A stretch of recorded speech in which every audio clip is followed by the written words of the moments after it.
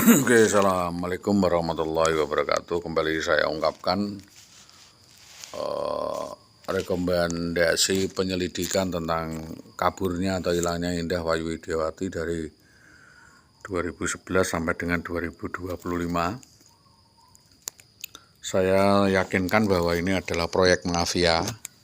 Ini adalah rangkaian proyek mafia di Mojolawaran yang lama sekali penyelesaian kasusnya yang harus diselesaikan, yaitu kasus persekusi, eksekusi, dan kasus kejahatan ras yang melibatkan kepala-kepala dinas pendidikan Kecamatan Tambaromo.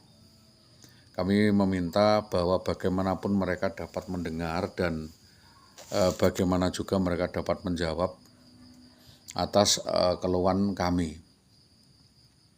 Jadi permasalahan ini kenapa harus saya sampaikan, karena di sini melibatkan Polsek Gabus yang sudah sekian lama tidak menanggapi laporan kami, dan mereka semua mendengar tangis saya dan penderitaan saya. Kita tidak bisa begitu saja melakukan akumulasi dan mendengar pengakuan sepihak dari saudara Indah Wayu Widiawati, karena ini adanya unsur eksekusi dan persekusi di Jalan Mojolawaran Gabus, di mana orang mati saja bisa mendengar. Orang mati bisa mendengar. Jadi kalimat ini itu orang mati saja bisa mendengar, kalau orang hidup mendengarkan tidak bisa. Jadi ini adalah kaitan dengan rencana persekusi dan eksekusi dan percobaan pembunuhan kepada kami yang berkaitan dengan saudari Indah Wayu Widiawati. Jadi ini kami meminta adanya kesepakatan, karena kasus ini tidak berdiri sendiri dan ada delik lain yang mengejarnya. Maka satu adalah dugaan adanya permufakatan jahat yang dilakukan oleh IWW kepada suaminya sendiri.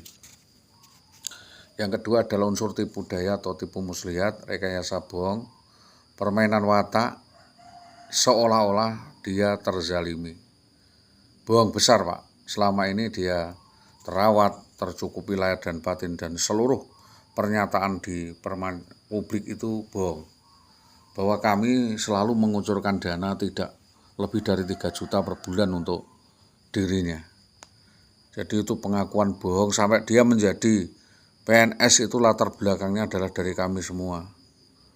Jadi founding fathernya adalah kami, bapak, ibu saya, dan saya.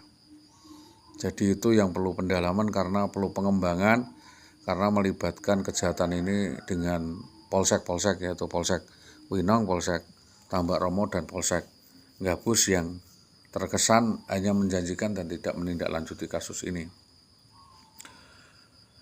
Yang jelas adalah tipu daya, ingkar janji, permainan watak saudara Indah Wayu Widiawati ini sudah keterlaluan dan membuat persepsi seolah-olah suaminya menderita gangguan kejiwaan, stres, gila, dirantai di kandang kambing, dan sakit-sakitan. Walaupun mungkin tipu daya itu benar, tetapi itu tidak sah sebagai suatu perbuatan. Jadi saudara IWW ini sudah merancang suatu kejadian ini sejak dari Magelang, yang melihat permasalahan itu dari permasalahan, sehingga motif dari kejadian ini adalah banyak sekali, baik dari desa, dari tokoh masyarakat, ya, yang semua melibatkan para pejabat. Jadi ucapan tersebut kita ucapkan langsung, apakah itu tidak ada ewuh perkewuh dengan waktu itu adalah saudara Wandi dan Suwarno. Jadi motif penculikan itu sendiri harusnya diteliti di dalam rangka untuk apa? Bahwa tidak pantas jadi seorang guru pendidik itu dengan perbuatan seperti itu, atau tidak patut menjadi catatan atau teladan yang baik bagi masyarakat. Maka dalam hal ini perlu adanya koordinasi dan sanksi skorsing, pemindahan, penempatan, atau kalau diperlukan adalah pemberhentian dengan tidak hormat. Somasi saya bukan tidak beralasan. Seorang pegawai negeri itu apakah bebas berbuat sewenang-wenang dan melanggar aturan-aturan seperti itu, anjuran-anjuran dan bersama dengan rekan kerja maupun atasannya aneh-aneh seperti itu. Jadi kita jangan bicara dulu, jangan mendikte, mari kita bicara dua arah. Jadi kesalahan IWW itu yang jelas, sangat jelas, jangan dapat dikembangkan. Konsekuensi atau tuntutan saya, ya arah daripada tuntutan saya adalah agar Dinas Pendidikan Tambak Romo untuk menyalurkan perolehan insentif al-azhar yang kami tuntut. Yang kedua adalah memohon rehabilitasi atas modus-modus atau persoalan psikologis akibat penerlantaran sejak 2010.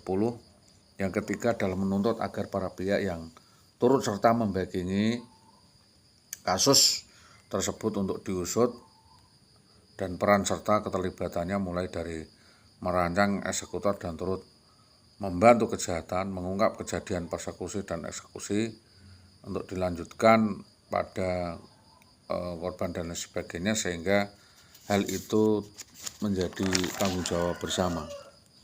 Yang selanjutnya saya kira semua orang tahu motif dan kepentingan saudari WW adalah harta benda dan uang ya. Jadi mau duitnya nggak mau tanggung jawabnya, tidak ada timbal balik, ada provokatornya, yaitu dari dalam maupun dari luar. Jadi mohon sekali lagi pihak-pihak ini untuk meneliti dan mengklarifikasi motif dibalik kaburnya IWW dari rumah Desa Karangkonang. Jadi kalau mau cuci tangan dari tanggung jawabnya, membayar utang-utangnya, menunjukkan permasalahan-permasalahannya dari A sampai Z, sehingga setiap kali kita ada permasalahan dapat dihimpun dari keadaannya. Itu yang tentunya untuk menyelamatkan wajah bersama, sehingga kasus persekusi, eksekusi, dan intimidasi penyelewengan hak ini dapat dieliminir. Jadi kalau memang ada beberapa permasalahan karena korban ini tidak percaya dengan pelindungan jaminan keamanan ya di polsek terkait, maka kita mencari cara solusi keamanan sendiri dengan melakukan penyelidikan intelijen dengan BIN, BAIS, dan lain sebagainya. Kasus persekusi dan eksekusi penculikan yang dilakukan oleh pihak-pihak itu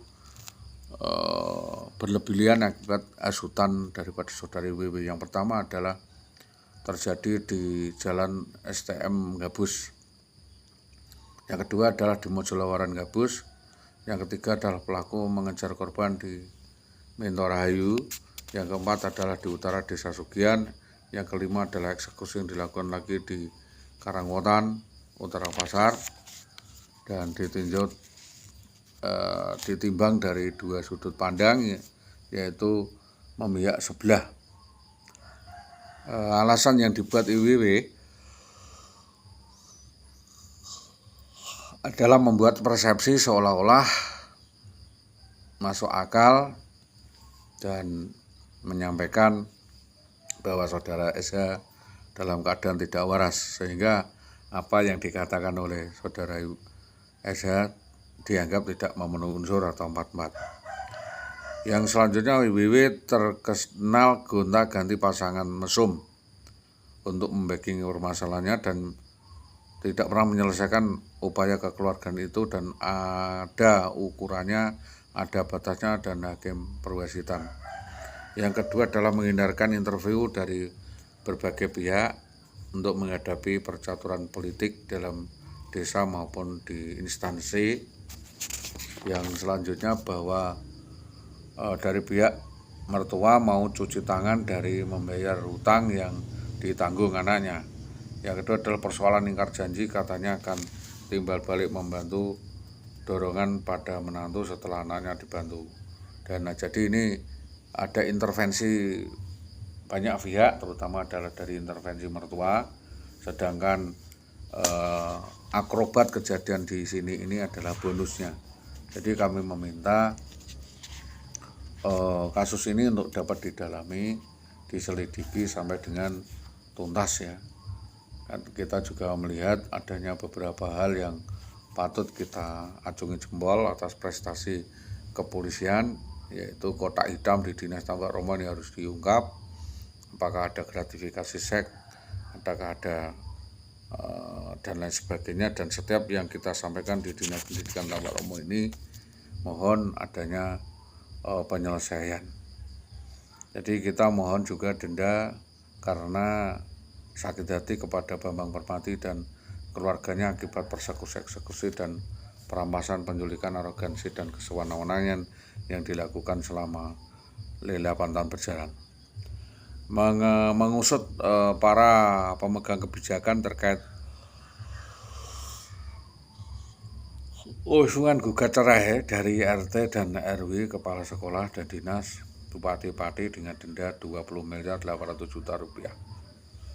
Jadi kita melihat fair play saja, siapa saja yang terlihat, yang terlibat, dan siapa saja yang mau tak mendalangi, sehingga apa yang selama ini kami sampaikan, kami layangkan menjadi bahan acuan dalam penyelidikan. Itu yang dapat kami sampaikan terkait hari ini. Tentunya perlu banyak pihak untuk melakukan penyelidikan dan penelitian ini karena akumulatif, ada dilidik 1, 2, 3 dan lain sebagainya. Tentunya kita meminta ada keseriusan dan membuat Propam menyampaikan hal ini secara serius. Jadi pengungkapan dari kasus eksekusi dan persekusi ini di Jalan Mojolawaran Gabus ini segera dapat terungkap, karena memang yang terlibat ini kepala-kepala sekolah, kepala dinas dan lain sebagainya. Kalau memang penanganan saudara terhadap Bambang Permati itu dirasa cukup, kami juga meminta Propam Polres Pati untuk menggandeng dinas pendidikan untuk berkoordinasi tentang penanganan yang sebelah.